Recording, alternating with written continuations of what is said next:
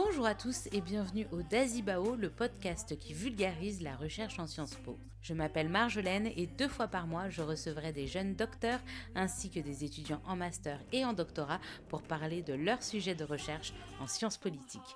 Vous le verrez, nous sommes ici sur un champ d'études plutôt vaste, alors à la fin de chaque épisode, sur le site du Dazibao, vous retrouverez un résumé avec les points clés de chaque discussion, quelques définitions complémentaires et une petite bibliographie pour les plus aventureux d'entre vous.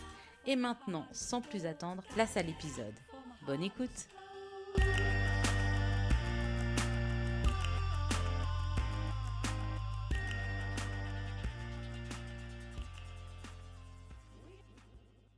Bonjour à tous et bienvenue au Dazibao, le podcast qui vulgarise la recherche en Sciences Po et en sciences sociales en général. Aujourd'hui, je suis très heureuse d'accueillir Maya Benomar. Bonjour Maya! Bonjour. Merci beaucoup d'être avec moi. Alors chez toi, il est 10h. Oui, Non, 10h. exactement. Non, 9h30, pardon. Oui. Et nous, il est 15h30. Voilà. Parce que tu es à Montréal. Et ensemble, on va discuter de ton mémoire de master en sciences politiques, de la colonisation à la privatisation, trajectoire comparée de la gestion de l'eau au Sénégal et en Afrique du Sud. Tu as réalisé ce travail sous la direction du professeur Mamadou Gazibo à l'Université de Montréal. C'est ça. Exactement. Exactement, C'est tout est ça. bon. Tout est bon, j'ai pas fait d'erreur. Donc écoute, Maya, première question traditionnelle que je pose à tous mes invités. Pourquoi tu t'es retrouvée à étudier les sciences politiques? Quelle idée! Et comment tu t'es retrouvée à travailler surtout sur ce sujet en particulier? Alors, c'est peut-être un peu cliché, mais je dirais que j'ai pas vraiment cherché la science politique et qu'elle s'est plus Ok. imposée à moi au fil de mes intérêts. Donc, avant d'entreprendre des études universitaires, j'étais déjà fascinée par tout ce qui était géographie, histoire, droit, et plus largement par la façon dont les sociétés s'organisent. Et j'avais envie de comprendre le monde qui m'entourait, le système politique dans lequel j'évoluais. J'avais plein de questions et peu de réponses. Et donc, je voulais voir aussi comment les choses fonctionnaient ailleurs et assez naturellement, je me suis dirigée vers la science politique. Donc, j'ai d'abord fait mon baccalauréat, donc l'équivalent de la licence dans le Ouais, système c'est ça. français, oui, en sciences politiques à l'Université de Montréal. Puis ensuite, j'ai poursuivi avec un master également à l'Université de Montréal en sciences politiques. Et après la rédaction de mon mémoire, j'ai voulu un peu élargir ma perspective et donc je suis allée chercher une attestation de second cycle en gestion, secteur public-privé à HEC Montréal et à Ok. l'ENAP. Donc c'est un programme conjoint. En ce qui concerne mon sujet de recherche, je dirais que pendant mes études, je me suis beaucoup intéressée aux enjeux de sécurité hydrique, tout ce qui concerne la gestion de l'eau. Et Pourquoi? Enfin, comment c'est venu Enfin, tu sais, parce que l'eau... Moi, je sais que j'ai fait aussi mes études en sciences politiques à l'Université de Laval, tu vois, on n'était pas trop loin. Mais c'est vrai que la question de l'eau, je pense que dans mes études, peut-être que j'ai pas choisi les bons cours, hein, mais non, c'est non. vrai que j'ai... Je sais que j'ai très peu croisé, tu vois, ça me sonne pas une cloche en me disant, ah oui, tu sais, j'ai vu ça. J'ai pas l'impression d'avoir parlé tu sais, de la gestion de l'eau ou alors d'une façon, tu sais, tu sais, la protection des ressources, tu sais, quelque chose de très écolo, mais pas du point de vue de la Sciences Po, quoi. Oui, c'est vrai. Puis même moi, j'ai pas vraiment eu de cours par rapport à ça, Ok, à l'exception de cours de politique environnementale plus oui, large. voilà. Mais justement, je trouvais que c'était une dimension qu'on n'analysait pas suffisamment dans le cadre des cours. Et peut-être que ça date de l'enfance. Quand j'étais plus jeune, je voulais être océanographe. J'ai toujours été intéressée par l'eau, les océans, etc. Et donc, quand je me suis retrouvée en sciences politiques, j'ai voulu m'y intéresser davantage parce que les débats sont croissants autour de l'importance de l'eau, surtout dans les relations internationales et par l'idée que la ressource pourrait devenir un des plus grands enjeux stratégiques de notre siècle. Et donc, je trouvais que les liens étaient évidents à faire et que justement, il manquait peut-être d'intérêt dans la recherche ou enfin dans ce à quoi j'étais habituée.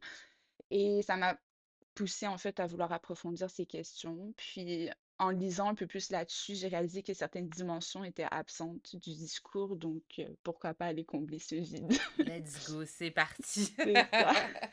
Ok, donc tu as travaillé précisément sur le Sénégal et l'Afrique du Sud. Pourquoi? C'était un choix évident ou parce que c'est deux pays qui ressortent particulièrement ou Non? Il y a une raison?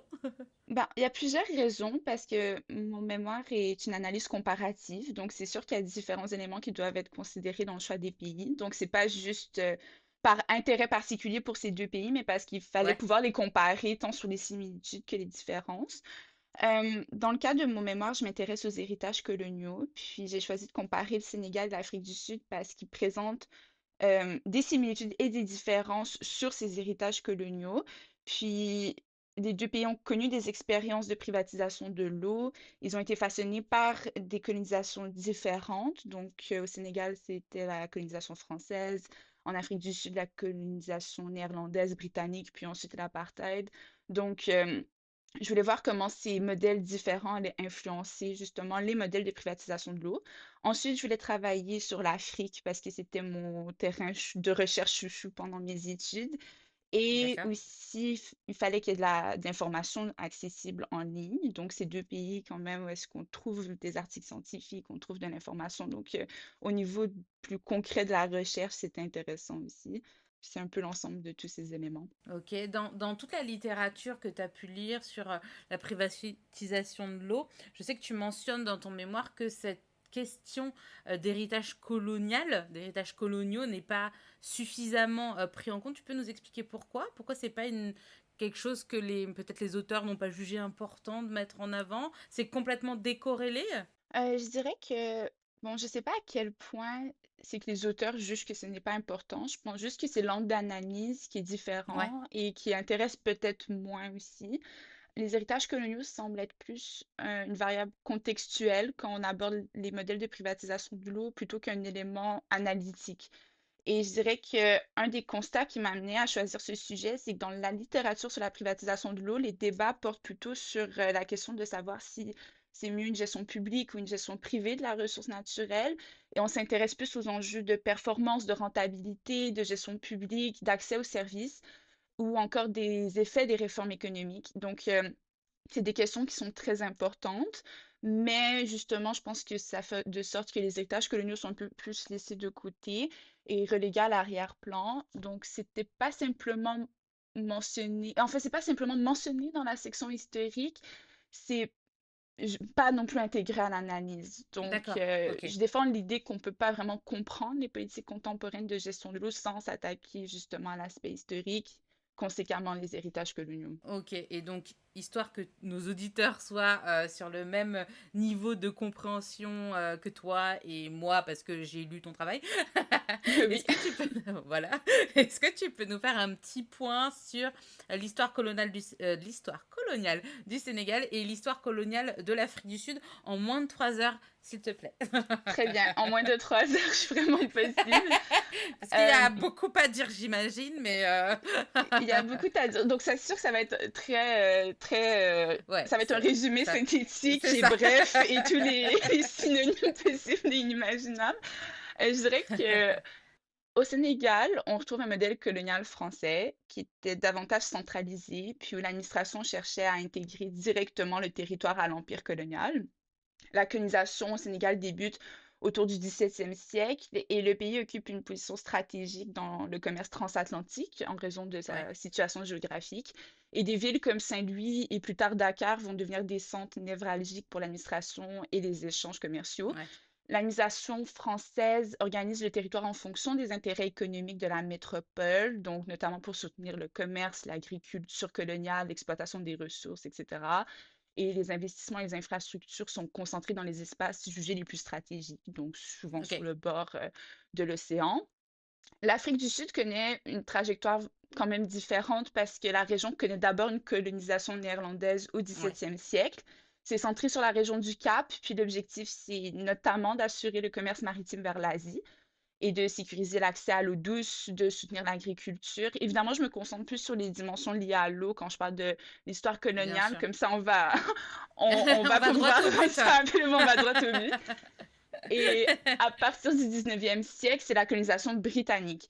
Donc, elle prend de l'ampleur et elle s'accompagne d'un intérêt croissant pour les terres agricoles et les ressources minières. Donc, on est davantage dans une logique de gouvernance indirecte quand on parle de colonisation britannique par rapport à la colonisation française. Donc, certaines structures locales sont maintenues, même si elles demeurent subordonnées au pouvoir colonial. Les deux pays ont en commun le fait que leur territoire, leurs institutions, leurs infrastructures sont aménagées en fonction des intérêts coloniaux. C'est évidemment un élément classique de la colonisation. Et justement, c'est des formes de domination qui sont différentes, mais qui ont laissé des traces durables quand même dans la manière dont l'eau est gouvernée aujourd'hui. Et c'est cette dimension qui est mise au centre de l'analyse quand je parle des héritages coloniaux dans ces deux pays. Ok, en te lisant, notamment sur le Sénégal, on a bien compris qu'en fait, il y a une grande différence entre la campagne au Sénégal et les Mhm. espaces urbains qui sont un peu privilégiés par rapport aux campagnes. Est-ce que c'est le cas aussi dans l'aménagement de l'accès à l'eau? Oui, en fait, c'est l'aménagement de l'accès à l'eau a provoqué, si on veut, cette différenciation entre les espaces urbains et les Ok, espaces ruraux. En fait, c'est que les infrastructures hydrauliques ont d'abord été conçues pour répondre aux besoins économiques et stratégiques de la puissance coloniale. Donc, tant sur les aspects d'économie globale que sur les aspects stratégiques au niveau des colons qui habitaient le territoire. Donc, d'abord, l'un des principaux objectifs de la France était de développer l'agriculture coloniale, la production de l'arachide, de la gomme arabique. Et pour y parvenir, il fallait contrôler les ressources hydriques, surtout dans la vallée du delta du fleuve Sénégal. Et les ouais, autorités coloniales ont donc investi dans différents aménagements, différentes infrastructures pour soutenir l'irrigation des terres agricoles. Et l'eau jouait un rôle très important dans le contrôle du territoire. Donc, on cherche à maîtriser les voies fluviales pour faciliter la navigation. On veut étendre notre influence vers l'intérieur du continent africain et renforcer une présence administrative qui dépasse le cadre du Sénégal aussi. ouais. Donc, la ville de Saint-Louis occupe une place centrale dans cette stratégie grâce à l'accès à l'océan Atlantique. Et donc, les choix d'approvisionnement qui ont été faits suivent ces intérêts précis. Puis pour répondre aux besoins des colons, on va investir dans des infrastructures qui permettent d'assurer l'accès à l'eau de qualité dans les centres urbains que les colons occupaient à l'époque. Et Ouais. donc, les investissements destinés aux populations sénégalaises étaient beaucoup plus limités. Puis, cette situation était souvent justifiée, pardon, par des préjugés coloniaux. Donc, l'idée que les populations locales avaient des besoins différents, qu'ils étaient habitués à cette situation hydrique avant même que les colons se présentent sur le territoire et qu'ils étaient donc mieux adaptés aux conditions environnementales de la région. Ok. Donc, c'est ça, il y a eu des effets ensuite sur les inégalités qu'on retrouve entre espaces urbains et ruraux. Donc, pour faire simple, les choix d'aménagement effectués pendant la colonisation ont contribué à créer une séparation assez nette entre les espaces urbains et les espaces ruraux en matière d'accès à l'eau. Donc, les centres urbains où résidaient les colons, où se concentraient les activités administratives et économiques, ont bénéficié d'investissements importants, d'infrastructures hydrauliques de qualité. À l'inverse, les populations sénégalaises qui vivaient dans des zones rurales ont été négligées par ces investissements. Et ce, même parce j'imagine qu'il y a des disparités territoriales, parce que tu as quand même toute cette agriculture qu'il faut développer, mais j'imagine que c'est pas tout le territoire du Sénégal qui peut être exploité. Exactement. Donc, c'est pour ça que les endroits où est-ce que on va prioriser l'irrigation des terres, où est-ce que le terrain est fertile et où est-ce qu'il y a...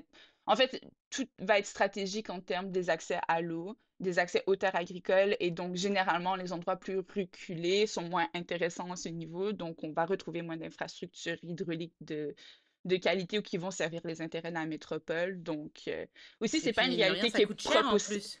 mais c'est ça, et c'est pas une réalité qui est propre au Sénégal. C'est une logique qu'on retrouve dans le développement hydraulique en général. C'est qu'évidemment, on va aller construire des infrastructures où est-ce que c'est le plus logique. C'est juste qu'évidemment, après, il y a des enjeux d'accès à l'eau pour les populations locales.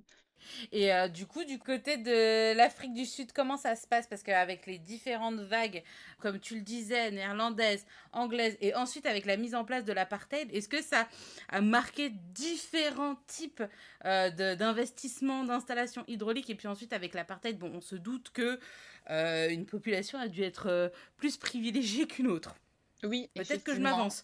Non, mais c'est une bonne hypothèse, Une bonne effectivement. hypothèse, ok. Euh, oui, donc c'est la même logique dans le sens où c'est les intérêts coloniaux qui sont priorisés, mais c'est vrai qu'il y a certaines différences. Donc, En Afrique du Sud, les inégalités d'accès à l'eau ne sont pas apparues avant, avec l'apartheid, pardon. Elles trouvent leur origine dans la colonisation. Dès l'arrivée des Néerlandais au Cap, l'eau est perçue comme une ressource stratégique qui permet de Ah bah soutenir oui, encore une fois les activités commerciales, oui, bien l'agriculture, sûr. l'exploitation des ressources, etc.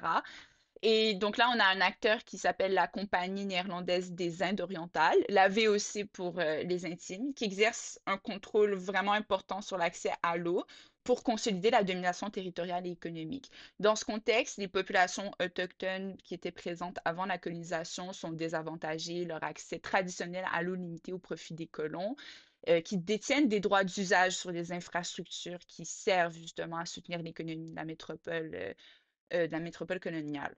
Avec la colonisation britannique, les inégalités, on peut dire qu'elles se renforcent. Les terres les plus D'accord. fertiles sont attribuées aux colons européens et de nombreuses populations africaines sont déplacées vers des régions plus arides à l'intérieur du pays. Donc, il y a un grand déplacement de population. Ok. La découverte des gisements d'or, de diamants accentue évidemment cette dynamique parce que les droits d'utilisation de l'eau sont accordés aux activités minières, aux intérêts économiques associés à l'exploitation des ressources naturelles. Donc, ça dépasse le cadre de l'eau. Puis, l'apartheid va ensuite institutionnaliser ces inégalités, puis les populations noires vont être reléguées dans des zones rurales ou dans des townships où les Ouais. infrastructures d'approvisionnement en eau, les services d'assainissement sont largement inférieurs à ceux des quartiers réservés aux populations blanches. L'accès à l'eau est donc marqué par des critères non seulement économiques, mais aussi raciaux. Ce qui est particulièrement frappant, c'est que la gestion de l'eau demeure orientée en priorité vers les besoins économiques de l'État, qu'il s'agisse de Ok. l'agriculture, de l'industrie, du secteur minier, peu importe, plutôt que vers un accès équitable pour l'ensemble de la population. C'est vraiment cette dynamique qui est renforcée avec l'apartheid. Le mémoire montre qu'il existe donc une continuité historique entre la période coloniale et l'apartheid, puis que la domination coloniale, d'abord néerlandaise, puis ensuite britannique, a progressivement laissé place à un système de ségrégation Mhm. institutionnalisé qui a reproduit, qui a renforcé les inégalités d'accès à l'eau pour les populations noires sud-africaines. Et au moment de la fin de l'apartheid et de l'indépendance du Sénégal, donc c'est plus dans les années 60, alors que la fin de l'apartheid c'est dans les années 90, donc c'est 30 ans plus tard, ouais. Mhm. On en est où? Qu'est-ce qui est mis en œuvre par les gouvernements, les nouveaux gouvernements pour, est-ce que c'est ils vont dans la direction d'un peu plus de balance, d'équilibre, d'équité, de justice vis-à-vis de l'accès à l'eau ou En fait, il y a cette volonté de la part des gouvernements d'aller répondre à ces inégalités entre populations rurales et urbaines au Sénégal, entre populations blanches et noires en Afrique du Sud. Mais rapidement, après les indépendances, les pays tombent en crise économique. ouais. Et donc, bien qu'il y a une certaine volonté politique, il y a des impératifs, disons, économiques qui prennent le dessus. Et donc là, on a des institutions internationales comme le FMI, le Fonds monétaire international et la Banque Ouais. mondiale qui entrent en jeu. Et ces acteurs vont venir avec certaines conditions, avec certaines réformes politiques qui vont venir justement changer. Donc la période est courte, en fait, entre fin de la colonisation, volonté politique de changer les choses euh, Non. et finalement, non. Finalement, non. Il y a toujours cette volonté, mais j'avoue qu'elle est un peu atténuée par le rôle des institutions C'est ça. internationales, les entreprises étrangères. Donc, Ouais. le rêve est de courte durée et les changements pas assez marquants Ouais. pour être, comment dire, Efficace et vers la c'est justice en fait et c'est ça, juste le exact. respect parce que en fait c'est vrai que quand j'ai lu ton titre de mémoire tu sais où on parle de privatiser l'eau quand tu sais que l'eau en fait c'est genre juste une ressource en fait c'est vital pour l'être humain de pouvoir avoir accès à une eau propre en quantité suffisante etc enfin tu vois il y a même pas de question à se poser et l'idée qu'on puisse privatiser ça c'est quand même c'est un peu antinomique avec Ben, c'est cette idée que est-ce que l'eau est un droit, un besoin essentiel ou est-ce que c'est une ressource économique, ouais. puis une ressource stratégique? Et justement, c'est ces visions de l'eau qui se contredisent et depuis très longtemps également. Et c'est ça, on pourrait se dire que puisque l'eau est un c'est un besoin naturel, que c'est une ressource essentielle à la vie, que le fait de la privatiser et d'y insérer une logique de concurrence, de rentabilité économique, d'efficacité est contradictoire, mais apparemment, ça dépend, je pense, des visions de la chose. Et aussi, on est dans un moment où le néolibéralisme est à son apogée. Donc, c'est sûr que sur l'échiquier international, les normes qui sont diffusées auront un impact direct sur la vision pardon, la vision de la gestion des ressources naturelles et leur rôle aussi dans l'économie mondiale. Ok, et dans ton mémoire, bah, tu citais le FMI, la Banque mondiale. En Oui. quoi, c'est quoi le rôle de la Banque mondiale? Parce que tu sembles suggérer un peu plus dans ton mémoire qu'il y aurait justement un impact, enfin une influence de la Banque mondiale vers le développement de politiques de privatisation de l'eau. Oui, alors la Banque mondiale et le FMI, c'est évidemment des acteurs internationaux très importants quand on parle de la privatisation, surtout de la privatisation des ressources en Afrique. La Banque mondiale joue un rôle important dans les réformes que j'étudie parce que c'est l'un des principaux acteurs qui a encouragé la privatisation de Ok, l'eau dans les pays africains, et ça à partir des années 80, donc c'est ça quelques années après les indépendances. Puis à cette époque, plusieurs États, comme je disais, sont confrontés à des crises économiques, à un endettement important une fois que les colons quittent le territoire. Dans le cadre des programmes d'ajustement structurel, donc les PAS, les PAS, la Banque mondiale et le FMI proposent alors des prêts destinés à soutenir les économies, ouais, mais ces prêts sont généralement assortis de conditions. Et attention. parmi ces conditions, attention, parce que rien n'est rien Il y a n'est des petits gratuit, trucs mais écrits tout petits là, faut bien lire les petites notes en bas là.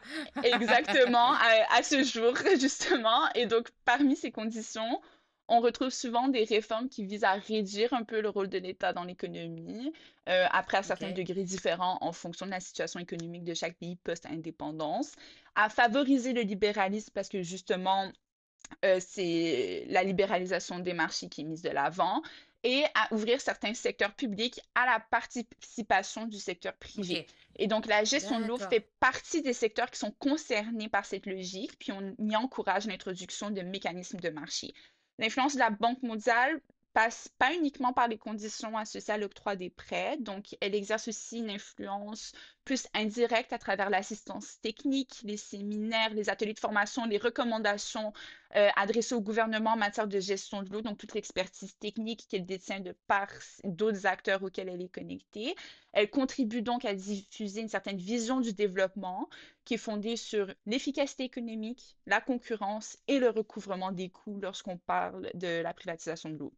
Dans mon mémoire, je montre que la Banque mondiale agit donc à la fois comme bailleur de fonds, mais aussi comme un acteur de diffusion de normes et de modèles de gouvernance qui vont être très structurants quand on parle de la gestion de l'eau.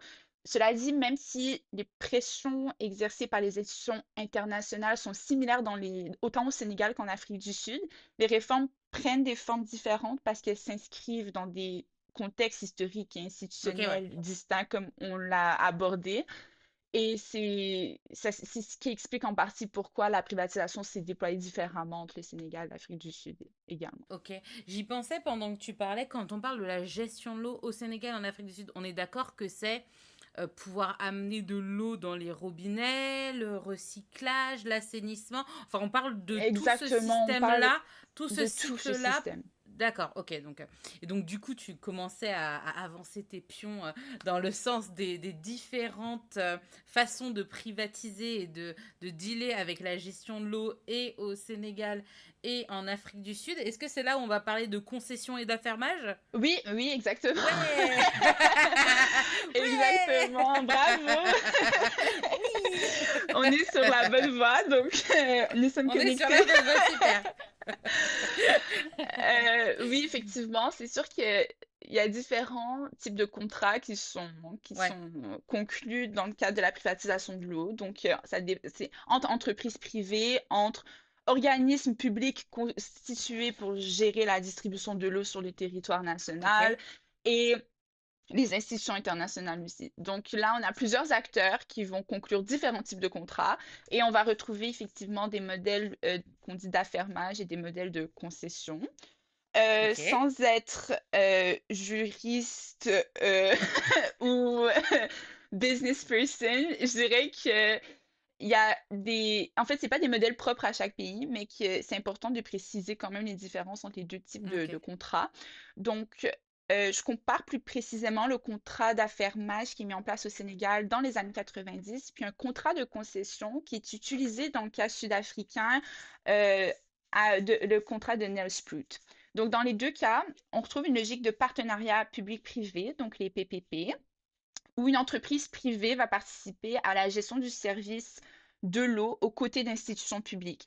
Donc, au D'accord. Sénégal, dans le cadre du contrat d'affermage, on retrouve la Société nationale des eaux du Sénégal, la SONES, et elle demeure responsable de la planification des infrastructures et du patrimoine hydraulique, tandis que la Sénégalaise des eaux est contrôlée à l'époque par la firme française SOR, qui est donc l'entreprise Ah. privée chargée de la distribution, de la gestion Et de l'eau qui nous plutôt. emmène l'eau dans...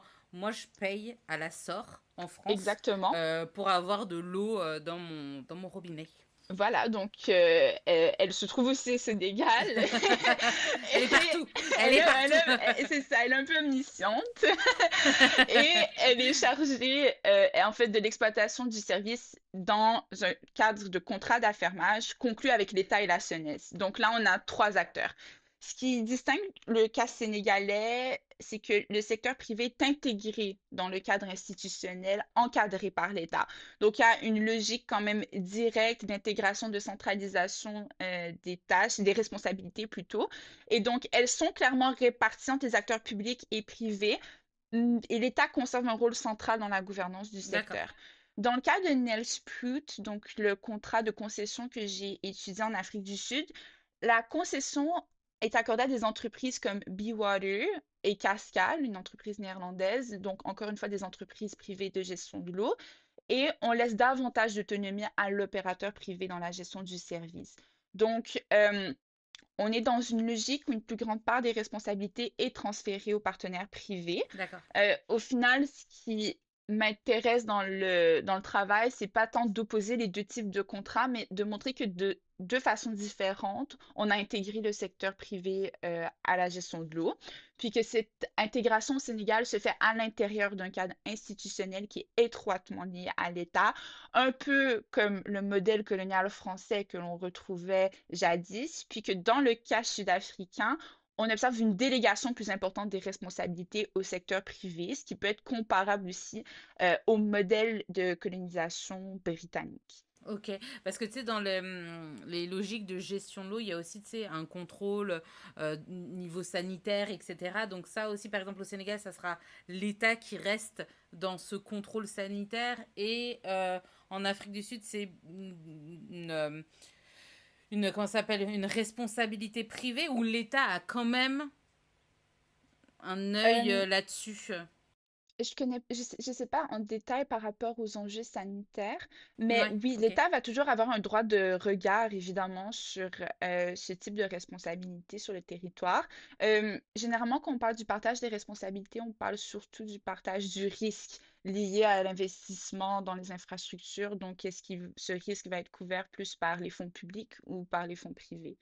Et est-ce que tu dirais, parce que comme je le vois un peu, j'ai la vision que tu sais, l'affermage, c'est comme si c'était une sorte de location, et la concession, c'est plus une, comme c'était plus une location-vente.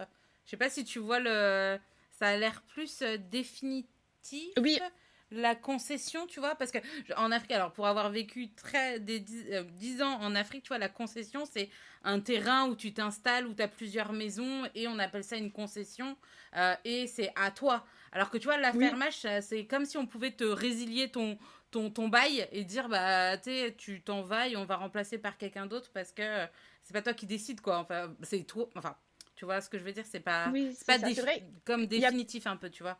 C'est vrai, il y a plus d'instabilité, si on peut dire, dans le modèle d'affermage. Et justement, c'est que dans la concession, c'est qu'on a un acteur généralement principal qui va s'occuper de la gestion de l'infrastructure ou peu importe. Donc oui, ça serait une bonne analogie selon moi quand même. Et donc, tu dis dans ton mémoire que bah, la privatisation dans ces deux pays a reproduit certaines inégalités spatiales qui ont été héritées de la période coloniale. En gros, est-ce que c'est parce que ça n'a rien changé et qu'ils sont restés genre dans ce qui avait été fait et qui n'ont pas développé, ou ça s'est encore plus augmenté? Non, beaucoup de choses ont changé évidemment. Puis non seulement des infrastructures ont été créées, mais certaines qui étaient présentes ont été Ouais, modernisées. j'imagine, Les- et c'est depuis sûr les que années. oui, il y a eu beaucoup de changements, mais la privatisation a eu tendance à reproduire, c'est ça, certaines inégalités spatiales héritées de la période coloniale parce qu'on observe dans les deux pays une logique similaire de concentration des ressources dans des espaces qui étaient considérés comme les plus rentables ou les plus stratégiques. Donc, c'est cette Ok, logique qui revient avec la privatisation. Pendant la période coloniale, comme on l'a abordé, les infrastructures hydrauliques étaient développées pour répondre aux besoins de la métropole, les besoins économiques, les besoins administratifs des puissances. Puis les investissements étaient concentrés dans certains centres urbains, dans des territoires jugés prioritaires, et les zones rurales demeuraient sous-desservies. Avec la privatisation, la logique change, mais le résultat est semblable. Donc, c'est plus l'intérêt de la puissance coloniale qui guide les décisions, mais des considérations de rentabilité économique, d'efficience, ouais, puis de recouvrement intégral des coûts.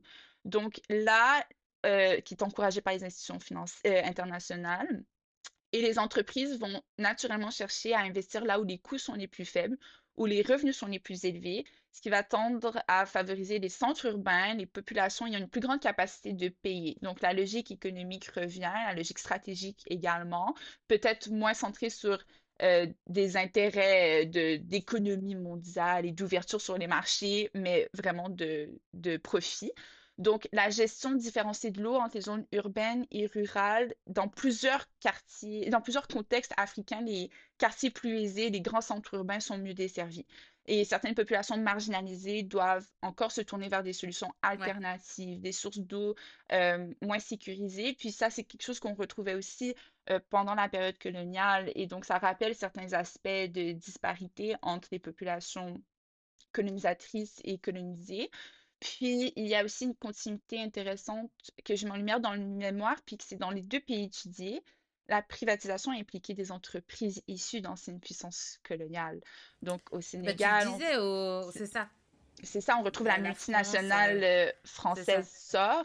Et en Afrique du Sud, c'est des entreprises, comme je disais plus tôt, on a Cascal qui est une entreprise néerlandaise, on a Bywater qui est une entreprise anglaise et qui ont joué des rôles importants dans la privatisation de l'eau. Donc, c'est un élément aussi intéressant parce qu'on n'est plus dans un contexte colonial, mais la présence d'acteurs économiques provenant des anciennes métropoles coloniales soulève des questions quand même par rapport aux continuités historiques entre la colonisation et la privatisation qu'on observe depuis les dernières années. Puis, les choix d'investissement dans le passé ont continué d'influencer les politiques actuelles. Donc, Ouais. par exemple, à Dakar, les infrastructures développées au fil du temps ont créé un ancrage technique et institutionnel, puis ça a facilité la poursuite des investissements dans ces espaces qui étaient déjà favorisés. Et donc, la gestion des infrastructures dans ces deux pays s'inscrit dans un double héritage à la fois coloniale et post-coloniale, avec une mise en œuvre de politiques néolibérales de privatisation imposées par les PAS, donc les programmes d'ajustement structurel. Puis, pour faire écho à ce que tu disais plus tôt, l'eau est traitée par ces acteurs comme un bien économique avant pour être exploitée de façon rentable et Ouais, durable. mercantile, quoi, c'est ça. Exactement, et c'est une vision que l'on observait aussi pendant la période coloniale, alors que donc l'eau, c'est une ressource stratégique économique qui est essentielle à l'agriculture, à la navigation, au contrôle territorial des colons, et voilà. Et donc on retrouve donc c'est un peu les mêmes habitudes qu'on retrouve avec la privatisation, si on veut. On change rien. On reprend les mêmes et on change rien. C'est un peu ça. Est-ce qu'on change rien du tout? Non, ben c'est ça, c'est la Si, même. on Si modernise, on comme veut, tu disais, on modernise, on bien essaye sûr. de... Mais la logique reste la même et les dynamiques, et les conséquences aussi finalement. Donc oui, on prend un modèle qui existe déjà, on l'ajuste quelque peu aux conditions actuelles, mais c'est les mêmes réflexes qui demeurent Et en malheureusement. avançant un petit peu, parce qu'on voit de plus en plus, par exemple, en Afrique, tu sais, le rejet justement de la France, tu as beaucoup de... Enfin, ça n'a peut-être rien à voir, mais tu as quand même beaucoup de bases militaires qui ont fermé, les Français qui se sont fait virer militairement de plein de pays, et puis des pays qui ont envie de se débarrasser un peu de l'ex-puissance coloniale. Est-ce qu'il y a des levées de boucliers pour plus déjà d'entreprises nationales qui géreraient ses propres ressources. Et dans le sujet qui nous intéresse aujourd'hui, devant ces inégalités, est-ce qu'il y a des manifestations, des réformes petit à petit, plus on avance? Est-ce qu'il y a, je sais pas, certains gouvernements qui essayent de faire bouger les lignes vers plus d'égalité? Au niveau des gouvernements, je ne suis pas certaine, mais on a vu au fil dans les dernières années quand même beaucoup de mouvements de contestation pour une gestion publique de l'eau de par les populations qui s'organisent. Donc, il y a eu plusieurs réformes qui ont mené à une évacuation encore plus grande de la participation communautaire dans la gestion de l'eau, puis ça a mené à du Ok. ressentiment aussi au sein des populations.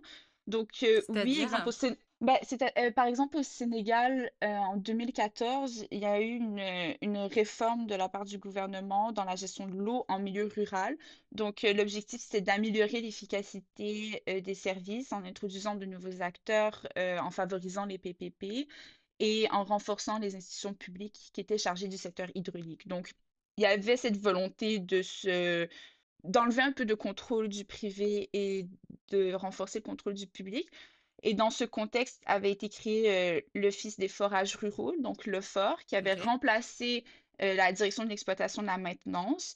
Puis, c'est un modèle de délégation de services publics qui est inspiré du modèle français d'affermage, dans laquelle la Ok. gestion technique et commerciale du service est confiée à des opérateurs privés. Mais ce qui est intéressant, c'est que en faisant cette réforme, on avait marqué une certaine rupture avec une approche communautaire qui avait quand même prévalu dans les années 90. Donc, il y avait quand même une présence d'acteurs communautaires. Donc, c'était des organisations comme la SUFOR, la SUREP, qui, en fait, étaient ancrées dans les communautés, puis servaient de relais entre les besoins des usagers et la gestion du service dans les zones rurales. Puis elles Ok. représentaient une forme de gouvernance participative fondée sur l'appropriation locale des infrastructures. Puis, avec la réforme, une partie importante de ces responsabilités ont été transférées vers des structures plus centralisées, vers l'État et vers des opérateurs privés, comme qu'on le Ok, veuille ou ouais. non, de par l'association avec l'État. Puis, en fait, c'est que cette transition s'est faite sans véritable mécanisme permettant de préserver la représentation des usagers dans la prise de décision. Après, dans la littérature, il y a des débats par rapport à est-ce que vraiment les assuffeurs et les assurés jouaient un rôle d'engagement communautaire? C'était Est-ce que ma question que j'allais te poser. Est-ce que c'était c'est vraiment... c'est ça, même moi, j'ai eu la difficulté à déterminer vraiment concrètement est-ce qu'il y avait un effet positif pour les populations rurales, mais ça a mené à quand même de la contestation. Donc, j'imagine que ça reste quand même une forme de participation communautaire qui existait dans le cadre de la gestion de l'eau et qui a été retirée. Donc, ça, c'est véridique. Puis, on a cherché à améliorer la performance, la viabilité financière du service. Puis, ça s'est accompagné d'un recul de la participation communautaire. Et les gens ont réagi comment face à ça? Est-ce qu'ils se sont mobilisés en disant réintégrez-nous, on a envie d'avoir voix au chapitre et de pouvoir participer ou non en ce qui concerne le Sénégal? Donc oui, il y a eu de la contestation à l'annonce des réformes, mais au Sénégal, on observe quand même une forme de résignation sociale. Donc, Ok, j'ai étudié un peu cette dynamique, mais je ne l'ai pas approfondie. Mais de ma compréhension, c'est ouais, qu'il y a un rapport à l'autorité qui est particulier, qui est différent de celui qu'on observe en Afrique du Sud et qui peut être compris par rapport à l'histoire coloniale. Donc, les élites locales étaient souvent intégrées aux structures administratives qui étaient mises en ouais. place par le pouvoir. Donc, lorsque les mécanismes de participation communautaire ont été affaiblis avec la réforme, il n'y avait pas de tradition de mobilisation particulièrement forte au Sénégal, ou enfin suffisamment forte pour transformer le mécontentement en mouvement collectif structuré. Donc, on a Ok, retrouvé du mécontentement, on n'a pas retrouvé de changement lié à ces mobilisations. Pour faire le parallèle, en Afrique du Sud, on observe une longue tradition de mobilisation populaire, notamment héritée de par l'apartheid, de la lutte contre l'apartheid, évidemment. Puis cette culture de contestation est restée vivante après la transition démocratique, puis a influencé la manière dont les populations ont réagi aux réformes de l'eau. Donc, plutôt que d'accepter passivement des Ouais. changements, les groupes de citoyens se sont organisés pour les contester. Et on observe enfin dans la littérature des exemples beaucoup plus concrets de mouvements de mobilisation collective. Il y avait eu en 2003 l'opération Vulamandi, Ok. par des organisations. Donc, il y avait le Anti-Privatization Forum, the Coalition Against Water Privatization. Ça, c'est vraiment des organismes qu'on retrouve qui ont agi concrètement contre les mesures de privatisation. Puis, des résidents des townships ont alors entrepris des différentes actions pour contourner les dispositifs associés à la privatisation de l'eau. Donc, on avait mis en place des compteurs d'eau prépayés afin de préserver l'accès à cette ressource. Bah, comme les gens ont décidé de Ok. s'y opposer. Et donc, il y avait une volonté de se réapproprier, en fait, les infrastructures, la gestion de l'eau, etc. Donc, c'est deux pays qui ont connu des réformes dans une certaine mesure à différents degrés, mais la participation citoyenne et les réactions finalement des citoyens étaient assez différentes.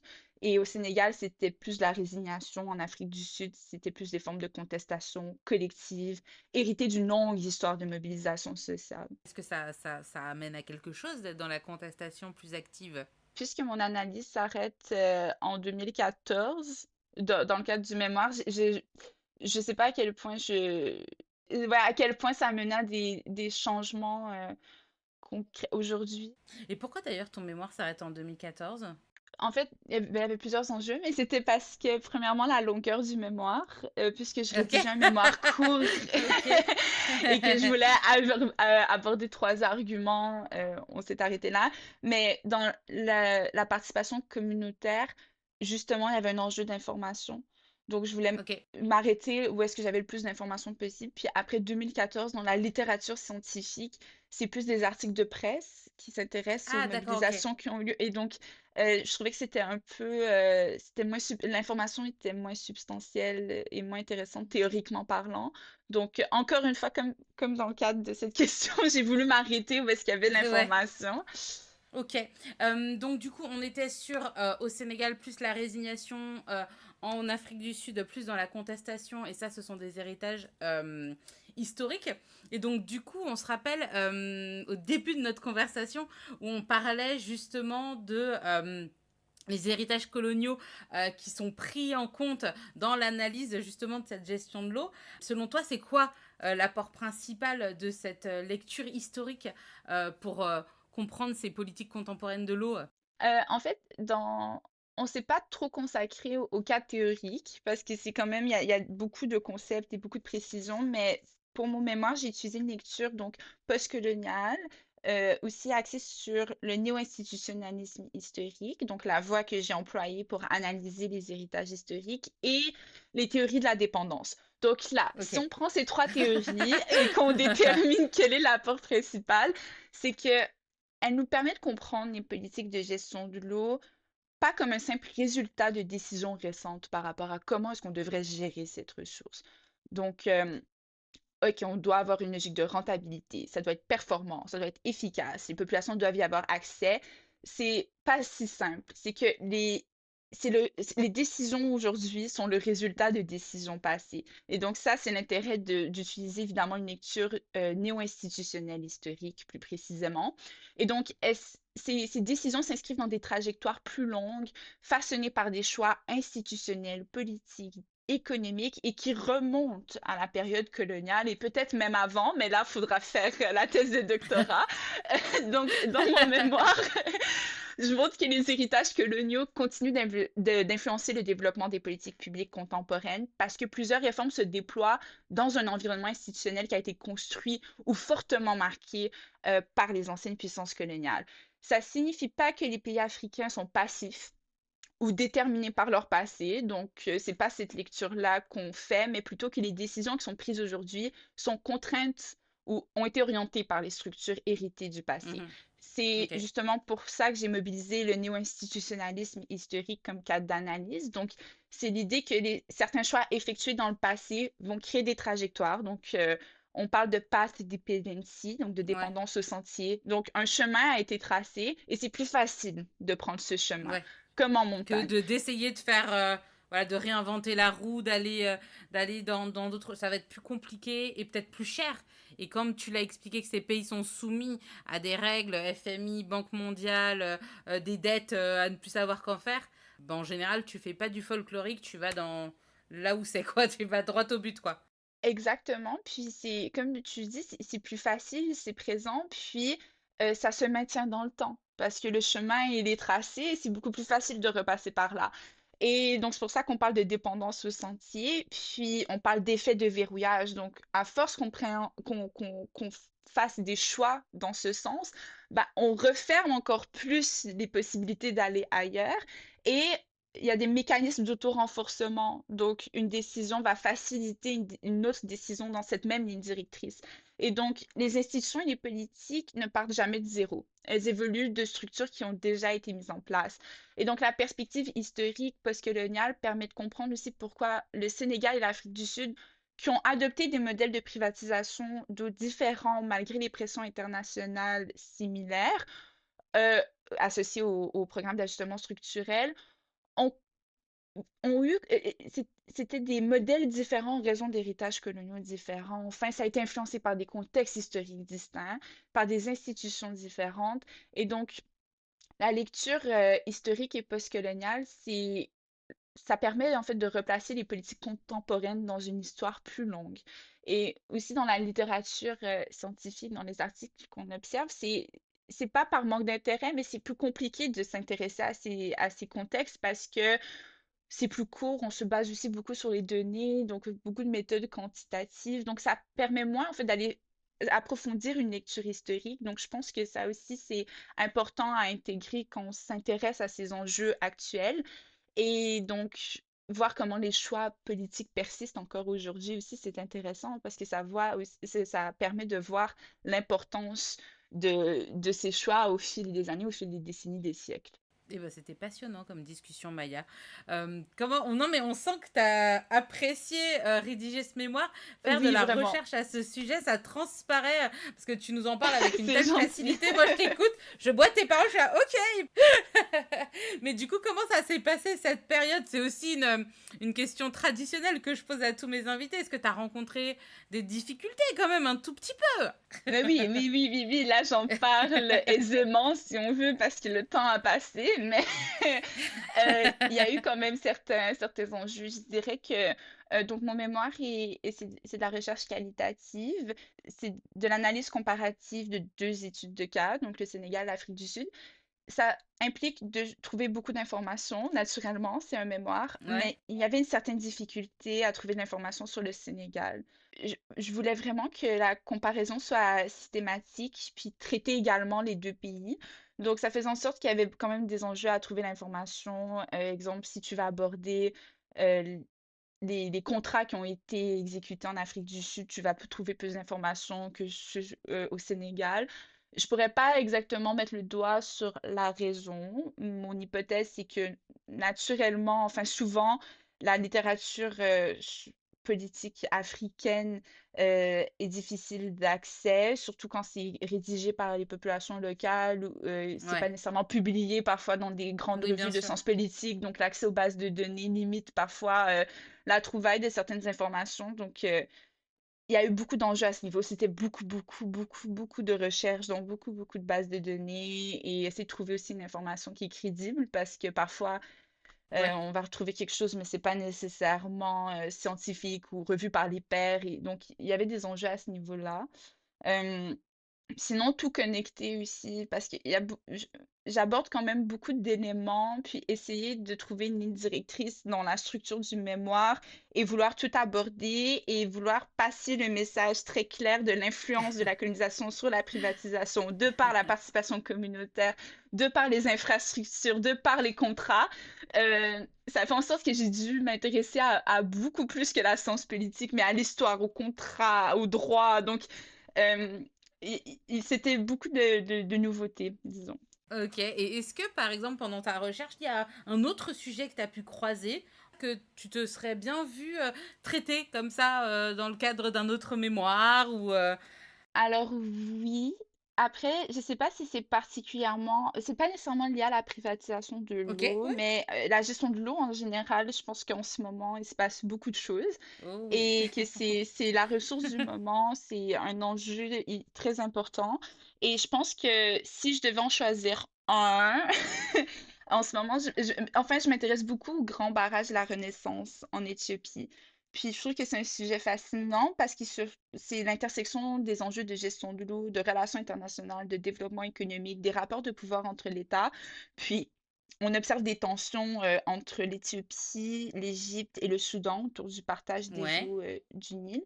Puis ça soulève des questions par rapport au concept d'hydro-hégémon et donc la capacité de certains États à exercer une influence et un contrôle sur une ressource hydrique partagée. Donc, je trouve que ça serait intéressant comme vision. Donc, au lieu de parler de la privatisation de l'eau, donc au sein d'un pays, de voir qu'est-ce qui se passe quand on partage un cours d'eau au travers de plusieurs pays, mais que certains pays considèrent avoir plus de pouvoir ou plus de contrôle sur cette C'est plus à ressource. moi.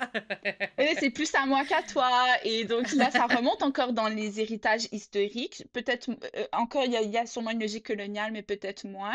Il y a beaucoup de symbolisme, de patrimoine culturel associé aux eaux du Nil. Donc, c'est un dossier qui continue d'évoluer, qui mériterait peut-être plus d'attention, à mon avis. Ok. Qu'est-ce que tu fais maintenant? Est-ce que tu envisages de faire de la recherche, de faire un doctorat, ou non, en fait, tu as envie de rentrer dans la vie civile? Dans Ou la tu es vie. peut-être déjà dans la vie civile? Alors, waouh! Oui, oui, oui, non, peut-être. Donc, Je oui, en sais ce... pas. je sais pas. En ce moment, oui, je suis dans la vie civile. Donc, je travaille pour une agence gouvernementale dans un centre de recherche qui est axé sur la fiscalité et l'économie. Donc, est-ce que je me verrais faire un doctorat? Peut-être, on ne sait pas ce que l'avenir nous réserve. Pour le moment, j'ai envie d'expérimenter quand même la vie professionnelle. Je m'y plais Gagner beaucoup. des sous, parce que bon, Gagner des après choux. c'est différent le Canada et la France. En France, bah, les trois quarts des thèses, même plus que trois quarts, sont pas financés. Donc en gros, quand tu fais une thèse, tu fais des C'est de jobs, ta poche, bien sûr. voilà, c'est de ta poche et c'est des jobs alimentaires à côté, pas ouf. Et puis en plus, ben, le doctorat n'est pas très très valorisé en France. Donc même quand tu es Oh, docteur wow. dans ton truc, bah, peut-être tu seras jamais, tu seras jamais enseignant dans une université. Ah, bien Puis en sûr, général, quand oui. tu vas passer, j'ai beaucoup d'amis qui ils passent des entretiens d'embauche, on dit mais pourquoi un doctorat, ça sert à rien. Voilà, donc le doctorat est un peu déprécié en France. On va pas se mentir, c'est peut-être un peu différent, même très différent au Canada. Mais non, non, je pense que c'est un peu la même logique qu'on retrouve au Canada. En fait, ce que j'ai compris, parce que je me suis intéressée peut-être à aller faire un doctorat, mais je pense pas maintenant, Peut-être. mais peut-être. Mais ce que j'observe, c'est que tu dois le faire par passion. Ça doit pas être nécessairement pour une opportunité professionnelle précise que tu as en tête, parce que tu veux devenir prof nécessairement. Ouais, ouais. Parce que c'est vrai que c'est une voie qui malheureusement a beaucoup changé au fil des dernières années. Donc, je dirais que le doctorat par passion, puis ça, évidemment, ça ouvre des perspectives d'emploi intéressante, mais c'est pas aussi évident que c'était avant. Donc, le milieu Mhm. de la recherche est vraiment, c'est un milieu compliqué avec beaucoup, beaucoup d'enjeux, avec beaucoup de deadlines, avec beaucoup de pression. Euh, donc, c'est sûr qu'en ce moment, c'est une voie qui m'intéresse peut-être moins. Mais c'est ça, comme je t'ai dit au début de l'épisode, je me suis inscrite dans ce micro-programme d'un an à Ouais. HEC. Donc, je pense que je vais toujours continuer. Je vais toujours être sur les bancs scolaires, selon Ouais. moi, les bancs d'école, selon moi. J'aime toujours, j'adore l'académie, j'adore apprendre, cumuler des connaissances. Je ne sais pas si ce sera dans le cadre d'un doctorat, mais on verra. Ok. Bah, en tout cas, si tu fais un autre mémoire, envoie-moi un petit message et Oui, tu seras la bien bienvenue sur le évidemment, c'est Dasibao. gentil. Et puis, écoute, pour conclure ce bel épisode, Maya, est-ce que tu aurais des derniers conseils à donner à des auditeurs qui se lanceraient dans la rédaction d'un mémoire? Toi, qu'est-ce qui t'a aidé? Est-ce que tu as des astuces, des choses comme ça qui t'ont aidé à garder le cap? Ok, alors en toute franchise, il y a plusieurs choses. Le processus de rédaction, personnellement, ça me prenait de la discipline et de l'inspiration. Ok. Donc, pour être discipliné, je conseille de se faire c'est vraiment des conseils très concrets, mais de se faire un horaire. Donc, exemple, moi, je m'étais dit, bon, à chaque mois, je dois rédiger tel nombre de pages. C'est pas nécessairement les meilleures pages, c'est pas rédigé de la plus belle façon, mais quelque chose est écrit et ça me permettait d'avancer. Et je sais que c'est pas possible dans tous les contextes académiques, mais quand c'est possible, travailler sur une question qui vous passionne et qui vous Ouais. intéresse, parce que ça fait des mois que tu es dans une rédaction d'un sujet et que tu baignes dedans, que c'est tout ce que tu lis, c'est tout ce que tu vois, c'est tout ce que tu écris.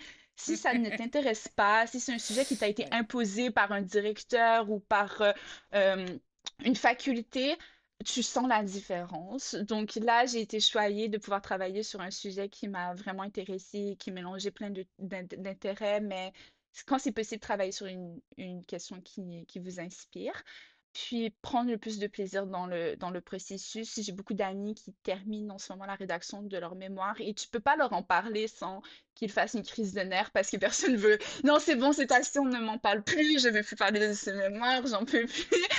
Et donc, il faut savoir que ça passe. Donc, au début, au début, on est vraiment, vraiment, on n'en peut plus, on est à bout. On est heureux, on est satisfait, on est fier de nous, mais on ne veut plus en parler. Et ce moment passe. Et quand ce moment passe, je pense que là, on arrive vraiment à profiter totalement de la démarche et de prendre du recul sur la chose. Et maintenant notre relation à la recherche devient un peu plus claire. Et je dirais aussi de s'adapter en fonction de nos recherches. Donc, il ne faut pas avoir des idées fermées sur les résultats qu'on va obtenir. Et on formule des hypothèses, c'est pas toujours, elles ne s'avèrent pas toujours être vraies, c'est pas grave, il faut savoir s'adapter, il faut savoir trouver d'autres angles de recherche. Votre troisième argument, finalement, il n'y a pas beaucoup d'informations là-dessus, c'est pas grave, on va en trouver un autre. Et il faut savoir s'adapter, c'est ça aussi la nature de la rédaction d'un mémoire. Et aussi, je veux mentionner mon directeur de recherche parce que Monsieur Gazibo a été incroyable. Donc, avoir un mentor de recherche comme ça m'a énormément aidé. Ça m'a accompagné dans le processus. Donc, quand c'est possible aussi, travailler avec un professeur que vous respectez énormément, dont vous connaissez les travaux, ou vraiment développer cette relation quand c'est possible aussi, ça aide et ça facilite beaucoup de choses parce que justement, tu es accompagné dans le processus. Après, je sais que ça dépend des Oui, contextes c'est pas le lot académiques. de tout le monde, hein. Il y a C'est pas beaucoup de le lot de gens. tout le monde. J'ai eu beaucoup de Euh, chance. c'est vrai, parfois on mentionne, bah non, par politesse, mes invités mentionnent toujours leur directeur de recherche, mais c'est vrai que beaucoup en off, c'est un peu abandonné. Enfin voilà, Oui, voilà, c'est ça. il y a des directeurs de recherche et de mémoire qui sont pas si disponibles et qui sont, voilà, et ça peut être compliqué la relation, voilà, surtout quand Vraiment. on est, voilà. Et c'est pour ça que je me considère chanceuse parce que je sais que ça m'a beaucoup aidée. Donc, c'est sûr que c'était un avantage concurrentiel sur mes pairs, Donc allez mais ça, solliciter le professeur Gazibo si vous allez, êtes à l'université de Montréal. Let's go, tout le monde lui envoie un petit email, il va pas savoir, il va se dire oh là là. c'est à Ok. l'afflux d'étudiants, mais honnêtement, quand c'est possible d'avoir un peu, de rencontrer des profs et de trouver celui qui vous convient le mieux, je pense que ça change vraiment la donne. En tout cas, c'est ce que j'ai observé quand je compare mon expérience avec celle de mes pairs. Ok, super. Bah Maya, sur ces belles paroles, merci beaucoup d'avoir été Merci avec à moi pour me parler toi. de ton sujet de mémoire. C'était passionnant. Je souhaite le meilleur pour la suite. Et vraiment, le jour où tu écris un mémoire, n'hésite pas. Merci, Et c'est puis écoute, gentil. bah, je te souhaite, toi, c'est le début de la journée, donc je te souhaite une très belle journée. Merci encore d'avoir été avec moi. Et puis je te dis à très bientôt. Merci beaucoup, à très bientôt et bonne soirée. Merci, bye bye. Could draw a diagram of our love, then I would want a different kind of buzz. There's not enough love to weigh us down, but it's all I've got, it's all love. Gotta get out before my heart explodes. Gotta get out.